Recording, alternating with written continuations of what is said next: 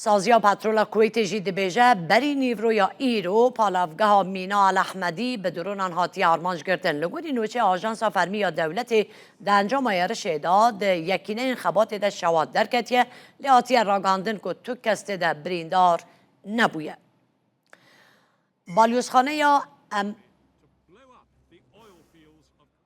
بالوزخانه امریکا لکویت جی هشیاریه که اولهیا بلز بو ولاتین خوین لکویت بلاف کردیه. بالوزخانه راگاندیه زانیاری ده دست واندهانه که ایران و چکدارین هفپیمان نوی پلان دکن ارشی سرزانینگه ناو آخا کویت بکن. بالوزخانه امریکا لکویت اشکره کردیه که کمان آستمی ایران گفل زانینگه کمپانی سازین امریکی ین لسرانسری روژهلاتا ناوین کریه. اف پیگاف وکه بشک جالوزی نوگهی ین مدرسیدار لنافچه تیدیتن. بالیوزخانه تیکس کریه که او بهورگلی چافدریا روشا روژهلاتا ناوین دکن او ولاتین امریکی جنوترین پیشاتان آگادار دکن تا که بکاربن بریار راست درباره پاراستن سلامتی خود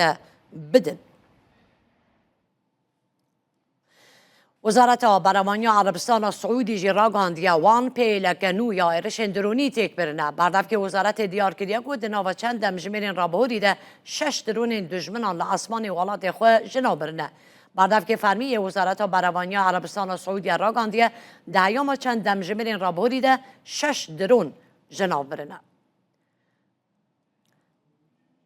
سپاه پاسداران ایران جی دبیجه فروکه که F-35 یا امریکی خستنه خاری پیوندی انگشتی این سپاه پاسداران دیار کرد وان دوامین فروکه یا شر یا امریکا ججور F-35 تک برنه. سپاه ایرو اینه پیوندی انگشتی یا سپاه پاسداران ایران راگاند دوامین فروکه یا شر یا گلکی پیشکت یا F-35 امریکی لاسمان پارزگاه ناوندی ایران اجالی سیستم نو یا پاراستن آسمانی یا پیشکت یا سپاه پاسداران و هاتنه جنابرن بگوتن سپاه پاسداران فروکه به تمامی پرچه بویه و کتیه خاره سپاه دبیجه ددما 12 دمجمرین رابوری دا اوا دوامین فروکه یا شرکو جالی پاراستن آسمانی یا سپاه و تی جنابرن سپاه پاسداران دیار کریه جبر پرچه بونا فروکه تو زانیاری یک درباره چارنویس فروکه وانده لبر دسته وان نینه لیچه دبه مربه امریکا کتنا فروکه یا بری رد کرد لنها امریکا تو زانیاری یک درباره کتنا و فروکه یا دوام کو سپاه پاسداران ایداده که